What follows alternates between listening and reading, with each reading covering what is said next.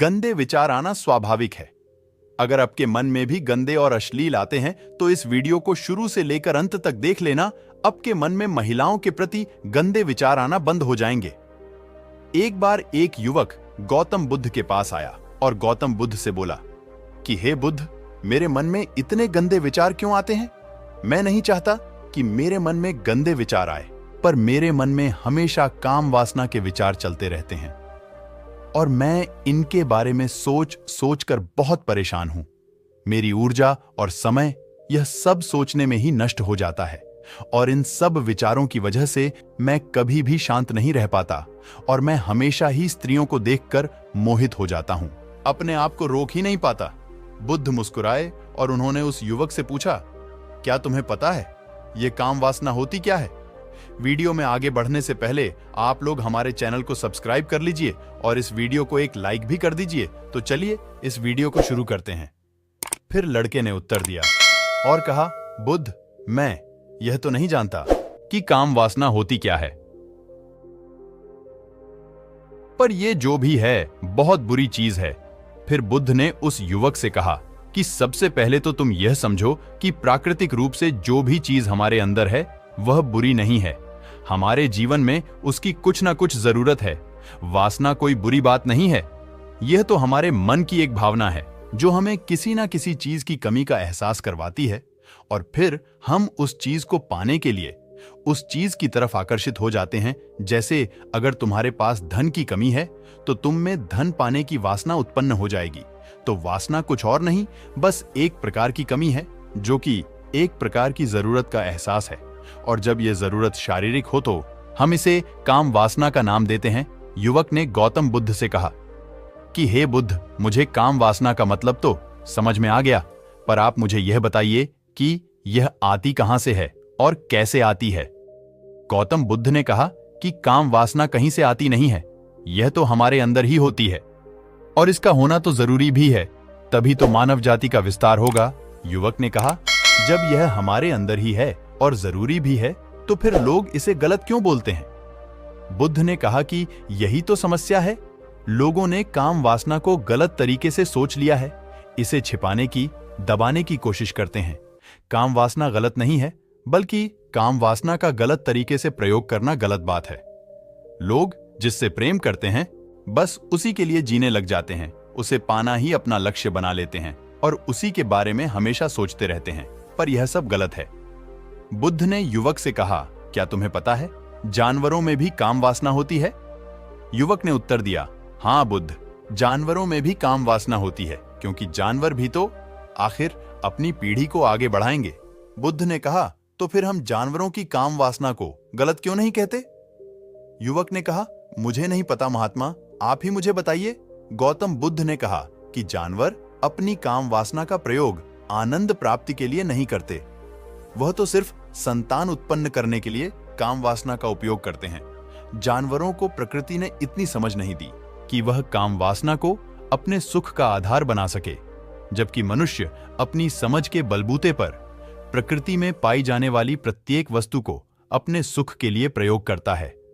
हम इंसानों ने ही काम वासना को अपने सुख का साधन बना लिया है, जबकि प्रकृति ने तो हमें अपने वंश को आगे बढ़ाने के लिए दिया था, लेकिन इंसानों ने इसे अपने जीवन का परम लक्ष्य बना रखा है और इस तरह से काम वासना का बेलगाम हो जाना गलत है। युवक ने मुझसे पूछा, महात्मा जी, ये काम वासना हम पर हावी क्यों होती है? क्यों यह बेलगाम हो जाती है?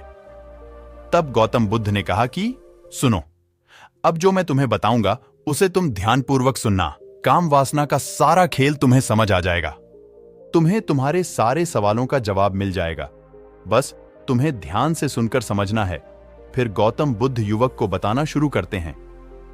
एक बार की बात है, एक आश्रम में गुरु और उनके शिष्य रहा करते थे, जिससे रोजाना आश्रम के बाहर स्थित गांव में दीक्षा लेने के लिए जाते थे। उस आश्रम का एक शिष्य जिस गांव में भिक्षा लेने जाता था, उस रास्ते में एक नदी पड़ती थी। वह रोज उसी रास्ते से भिक्षा लेने जाता था। एक दिन उस शिष्य ने देखा कि एक लड़का पेड़ के पीछे छिपा है। वह उस लड़के के पास गया और उससे जाकर बोला, भाई, तुम इस पेड़ के पीछे छिपकर क्या देख रहे हो? लड़के ने कहा, अरे तुझे नहीं दिख रहा क्या कि मैं क्या देख रहा हूं? तब शिष्य ने नदी की तरफ देखा तो वहां पर कुछ लड़कियां पानी भर रही थीं। वो लड़कियां 14 या 15 साल की होंगी। तब शिष्य ने उस लड़के से कहा, अरे भाई, वहां पर तो लड़कियां पानी भर रही हैं, इसमें छिपकर देखने वाली क्या बात है? तब वो लड़का शिष्य की तरफ देखकर उससे कहता है, अरे पागल, तुम्हें दिखाई नहीं दे रहा क्या कि कैसे ये परियां नदी से पानी निकाल रही है? जरा उनकी अदाओं को तो देखो, उनके कोमल शरीर को देखो, उनकी पतली कमर मटके को उठाते समय कैसे बल खाती हैं, और उनके बाल उनकी कमर पर कैसे लहरा रहे हैं, मानो सुंदरता बिखरी पड़ी हो। शिष्य ने फिर नदी की तरफ देखा और इस बार वह इसे देखता ही चला गया। अभी तक तो उसे कुछ भी नजर नहीं आ रहा था और वह बिल्कुल निर्भय था। उसे किसी भी बात का कोई डर नहीं था। लेकिन अब वो भी छिपने लगा और उन लड़कियों को देखने लगा जैसे उसने कोई अपराध कर दिया हो। और जब वो छिपकर उन लड़कियों को देख रहा था, तभी वो अचानक अंदर से कांप गया और उसने कहा कि ये मैं क्या कर रहा हूं? मैं जो कर रहा हूं वो सही नहीं है, मुझे यहां से चले जाना चाहिए। और फिर वह जल्दी से वहां से चला गया। वो आश्रम पहुंच जाता है। आश्रम जाकर वो अपने कार्यों में लग गया। लेकिन जो अभी वह देखकर आया था, वही उसकी आंखों के सामने बार बार आ रहा था। उसके मन में वही दृश्य चल रहा था। उसके मन में वही सब कुछ देखने के लिए लड़ाई हो रहा था। उसका किसी भी काम में मन नहीं लग रहा था। सुबह होते ही वह रोज जल्दी ही भिक्षा के लिए आश्रम से निकल जाता और उस नदी के पास वाले पेड्डी डिहाच के पास जाता, जहां पर वह लड़का पहले से मौजूद रहता था। उसके साथ मिलकर लड़कियों को छुप छुप कर देखता था। अब वह शिष्य रोज ऐसा करने लग गया। यह उसका रोज का काम हो गया। अब उस शिष्य का मन किसी भी काम में नहीं लगता था। वो हमेशा ही किसी ना किसी प्रकार के विचार में उलझा रहता। वो आश्रम के कार्यों को भी ठीक ढंग से नहीं कर रहा था। ना वो ठीक से सो पाता था, ना वो ठीक से खाना खा पाता था। उसका मन बेचैन सा रहता था। उसका मन बार बार उन लड़कियों के सौंदर्य को देखने के लिए लालायित रहता था। जब गुरु शिक्षा देते, तब भी उस शिष्य का मन कहीं और विचारों में खोया रहता था। गुरु ने अपने शिष्य की इन हरकतों को भांप लिया था।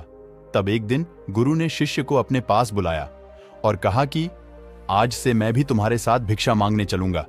तुम और मैं साथ साथ भिक्षा मांगने चलेंगे। तभी शिष्य गुरु को मना करते हुए बोला, नहीं गुरुदेव, आप परेशान क्यों हो रहे हो? मैं अकेला ही ठीक से भिक्षा मांग सकता हूं।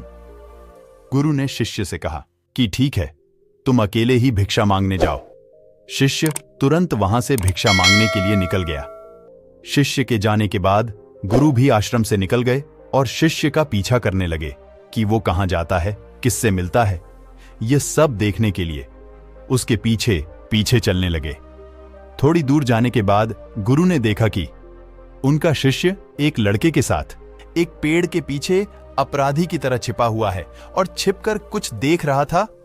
गुरु भी अपने शिष्य के पीछे जाकर खड़े हो गए कि आखिर उनका शिष्य क्या देख रहा है, जिसे देखने के लिए वो पेड़ के पीछे अपराधियों की तरह छिपा पड़ा है। गुरु ने देखा कि उनका शिष्य पेड़ के पीछे छुपकर लड़कियों को देख रहा था, जो कि नदी से पानी भर रही थी। तभी गुरु ने शिष्य को कहा कि तुम क्या देख रहे हो? अपने गुरु की आवाज सुनकर वह इससे घबरा गया और उसके पसीने छूटने लगे। वह थर थर कांपने लगा, जैसे किसी चोर को चोरी करते समय रंगे हाथों पकड़ लिया हो। शिष्य की हालत खराब हो गई। वो कुछ भी नहीं बोल पा रहा था। दूसरा लड़का जो शिष्य के साथ था वहां से भाग गया। शिष्य घबराया हुआ था। उसके मुंह से कुछ टूटे फूटे शब्द ही बाहर निकल रहे थे। वो अपने गुरु से नजर भी नहीं मिला पा रहा था। गुरु ने शिष्य की तरफ देखा और कहा कि मेरा शिष्य तो निर्भय था, उसे तो किसी भी चीज का डर नहीं था, लेकिन ये क्या, तुम तो डर के मारे कांप रहे हो। शिष्य ने गुरु से कहा कि मुझे माफ कर दो गुरुदेव, मेरा इसमें कोई दोष नहीं है। उस लड़के ने मुझे बहका दिया था, लेकिन आपसे मैं वादा करता हूं कि आज के बाद मैं ऐसा कभी दोबारा नहीं करूंगा। मुझे माफ कर दो गुरुदेव। गुरु ने शिष्य से कहा कि कोई बात नहीं, पर इस बात का तुम ध्यान रखना कि हम जैसी संगति करते हैं वैसा ही फल हमें प्राप्त होता है। हम जैसी संगति करते हैं उसके विचार हमारे अंदर प्रवेश करते हैं, इसीलिए अच्छी संगति करो जिससे तुम्हारे अंदर अच्छे विचारों का प्रवेश हो। फिर गुरु और शिष्य आश्रम लौट आए और फिर से शिष्य आश्रम के कार्यों पर ध्यान देने लगा। उसने उस रास्ते को छोड़ दिया और दूसरे रास्ते से जाने लगा। वो अपने काम को ध्यान से करता, लेकिन धीरे धीरे उसके अंदर क्रोध उत्पन्न हो गया और फिर वो दूसरे शिष्यों पर क्रोध करने लगा और बेचैन रहने लग गया। अब वो सही समय पर भोजन भी नहीं करता था, वो भोजन भी बहुत कम खाता था। एक रात गुरु शिष्य के पास आए और उसे बोले कि अब तक तुमने कितनी बार अपना वादा तोड़ दिया। यह सुनकर शिष्य अपने गुरु के चरणों में गिर गया और रोने लगा। रोते रोते ही उसने गुरु से कहा, गुरुदेव, मैं कई बार अपना वादा तोड़ चुका हूं, फिर वादा कर लेता हूं, लेकिन हर बार मैं वादा तोड़ देता हूं। मेरा मन मेरे नियंत्रण में है ही नहीं। मैं बहुत कोशिश करता हूं कि मैं अपने मन से सारे बुरे विचारों को निकाल दूं, लेकिन मैं चाहकर भी ऐसा नहीं कर पा रहा हूं। फिर गुरु ने शिष्य को कहा कि चलो मेरे साथ। गुरु शिष्य को आश्रम के बगीचे में लेकर गए और शिष्य से कहा कि देखो, यहां पर एक नाला बनी हुई है जिससे नदी का पानी इन पौधों तक आ रहा है और यह पानी एक निरंतर भाव से आ रहा है। क्या तुम इस पानी के बहाव को रोक सकते हो? शिष्य ने कहा कि हाँ गुरुदेव, मैं इस बहाव को रोक सकता हूं। फिर शिष्य ने मिट्टी उठाकर उस नाली में डाल दी। वो पानी थोड़ी देर के लिए रुक गया और फिर थोड़ी देर बाद उस मिट्टी के ऊपर से पानी आ गया। गुरु ने शिष्य से कहा, अरे ये क्या, ये तो पानी रुका ही नहीं। फिर शिष्य ने कुछ कंकर पत्थर उठाकर उस नाली में डाल दिए और फिर थोड़ी देर के लिए पानी रुक गया, लेकिन फिर थोड़ी देर बाद ही उन कंकड़ पत्थर के ऊपर से पानी निकल आया। फिर गुरु ने कहा कि शिष्य, यह क्या हुआ? पानी तो फिर से आ गया। तुम तो बोल रहे थे कि तुम इसे रोक दोगे। क्या हम किसी काम को रोकना चाहे तो क्या हम उसे रोक नहीं सकते? तब शिष्य ने कहा, कोई बात नहीं गुरुदेव, मैं इस पानी को तो आपको रोक के दिखाऊंगा। फिर वह शिष्य एक बड़ा सा पत्थर लेकर आया और उसे नाली पर डाल दिया और पानी रुक गया। तब गुरु से कहा कि देखा गुरुदेव, मैंने कहा था ना कि पानी को मैं रोक दूंगा। मैंने पानी को रोक दिखाया, आपकी बात मैंने पूरी कर दी। गुरु मुस्कुराए और बोले, अच्छा, जरा ध्यान से देखो, पानी रुक गया क्या? वो तो पीछे की नाली तोड़कर बाहर आ गया और अगल बगल से बह रहा है। और ध्यान से देखो, इस पत्थर के आगे भी आ गया और ये पानी अपना रास्ता बदलकर फिर से आगे की तरफ बह जाएगा। और फिर थोड़ी देर बाद ऐसा ही हुआ। फिर गुरु ने शिष्य को समझाया कि तुम्हारे साथ भी तो ऐसा ही चल रहा है। तुम बार बार प्रयास कर रहे हो, बड़े से बड़ा प्रयास कर रहे हो, पर हर बार तुम्हारा प्रयास टूट रहा है और यह हमेशा टूटता ही रहेगा। तुम कितना भी बड़ा पत्थर रख लो, लेकिन पानी तो अपना रास्ता बना ही लेगा। यह सब देखकर शिष्य ने गुरु से कहा कि हे गुरुदेव, क्या कोई तरीका नहीं है जिससे मैं गंदे विचारों से बाहर निकल सकूं? और यह मेरे मन में आए ही नहीं। गुरु शिष्य को एक नदी के पास ले गए जहां से उस बगीचे में पानी नहीं आ रहा था। गुरु ने शिष्य से कहा, वो पानी इसी नदी से जा रहा है। अगर हम यहीं से उस रास्ते को बंद कर दें जहां से पानी बगीचे में जा रहा है, तब क्या हम पानी को रोक नहीं सकते? शिष्य ने कहा कि हाँ गुरुदेव, अवश्य ऐसा हो सकता है। मैं इस पानी को यहीं से बंद कर देता हूं, तब आगे की नाली में पानी जाएगा ही नहीं और फिर बगीचे में पानी जाएगा ही नहीं। शिष्य ने नदी से जाने वाले रास्ते को बहुत मेहनत करके पत्थर और मिट्टी डालकर बंद कर दिया और गुरु से कहा कि गुरुदेव, मैंने पानी को बंद कर दिया है, अब यह पानी बगीचे में जाएगा ही नहीं। तब गुरु ने शिष्य से कहा, अगर पानी बगीचे में नहीं जाएगा तो पेड़ पौधों को पानी कहां से मिलेगा? उन पेड़ पौधों को तो पानी की आवश्यकता है और उन पेड़ पौधों में कुछ पेड़ पौधे तो ऐसे हैं जिनको रोज पानी की आवश्यकता है। वह तो मुरझाकर मर ही जाएंगे, उनका क्या होगा? पानी तो हमें खोलना ही होगा। शिष्य ने गुरु की बात सुनकर वापस नदी से जाने वाले पानी का रास्ता खोल दिया। तब गुरु ने शिष्य से पूछा, शिष्य, अगर हम इस नदी के पूरे पानी को बगीचे की तरफ मोड़ दें तो क्या होगा? तब शिष्य ने जवाब दिया कि गुरुदेव, वहां पर जितने भी पेड़ पौधे हैं वो गलकर नष्ट हो जाएंगे, वहां पर कुछ नहीं बचेगा। फिर गुरु मुस्कुराए और बोले, तुम इस बात को समझो कि हमें किसी भी चीज को रोकना नहीं है, बस हमें हमेशा संतुलन बनाए रखना है। कम पानी से भी पौधे नष्ट होते हैं और ज्यादा पानी से भी पौधे नष्ट होते हैं। हमारा जीवन संतुलन से ही चलता है। गुरु ने शिष्य से कहा कि अगर मैं तुम्हें कुछ कहूं कि तुम आम के बारे में मत सोचो, तो तुम्हारे मन में सबसे पहले किसका चित्र आएगा? शिष्य ने कहा, कि गुरुदेव, मेरे मन में तो पहला चित्र आम का ही आएगा। गुरु ने कहा कि जब हम गंदे विचारों को जबरदस्ती रोकने का प्रयास करते हैं तो वह और मजबूती के साथ हमारे अंदर प्रवेश करते हैं और हमारे अंदर उठते हैं। इसीलिए हमें उन्हें कभी भी दबाने की कोशिश नहीं करनी चाहिए। फिर गुरु ने शिष्य को समझाते हुए कहा कि हमारे गंदे विचार बुरे लोगों की संगति करने की वजह से भी आते हैं।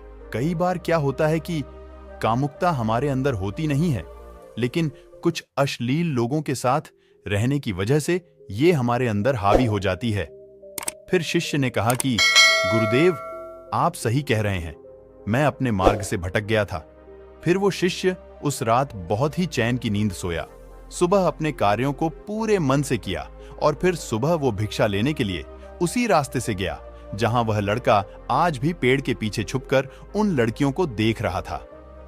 वो शिष्य नदी पर गया जहां वह लड़कियां पानी भर रही थी। उसने उन लड़कियों से पानी मांगा। उन लड़कियों में से एक लड़की ने उसे पानी पिलाया और उस सन्यासी शिष्य के चरण छुए।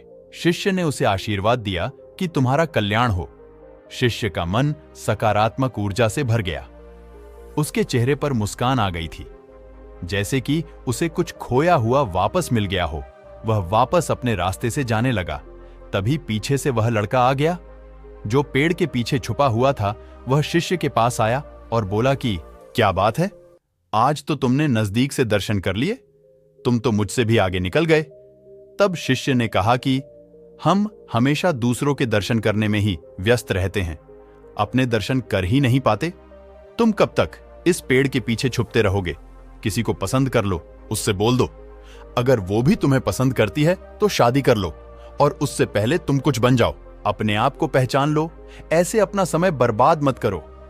फिर वह लड़का रोज उससे मिलने लगा और उस लड़के ने नदी पर जाना छोड़ दिया।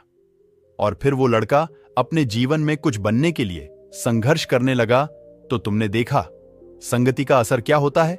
अपनी संगति बदलो, अपने विचार बदलो। बुद्ध ने युवक से पूछा कि क्या तुम्हें तुम्हारे सारे सवालों का जवाब मिल गया? तब युवक ने कहा कि हाँ महात्मा जी, आपका बहुत बहुत धन्यवाद। तब गौतम बुद्ध ने युवक से कहा कि जब तुम्हारे मन में गंदे विचार आए तब आप अपने आप को दोषी मत मानो। यह शरीर है और यह सब इसने हजारों वर्षों से सिखा है। एक केवल तुम्हारे सोच लेने से, शपथ लेने से यह टूटने वाला नहीं है, लेकिन तुम्हारे पास वो शक्ति है, वो ऊर्जा है जिसका तुम्हें संतुलन बनाकर उपयोग करना है। तुम एक जीवित ऊर्जा हो जो कुछ भी अनुभव करने के लिए स्वतंत्र है, जो निर्माण करने के लिए स्वतंत्र है। इसीलिए तुम अपने आप को पहचानो। यह बोलकर गौतम बुद्ध मौन हो गए और वो युवक वहां से चला गया। आज की कहानी यहीं खत्म होती है। आप लोग हमें जल्दी से सब्सक्राइब कर लीजिए ऐसे ही अनमोल और मजेदार कहानी सुनने के लिए। और अगर आपको इस कहानी से कुछ सीखने के लिए मिला हो तो अपने दोस्तों को इस वीडियो को शेयर कर दीजिए। तो मिलते हैं अगले वीडियो में, तब तक के लिए धन्यवाद।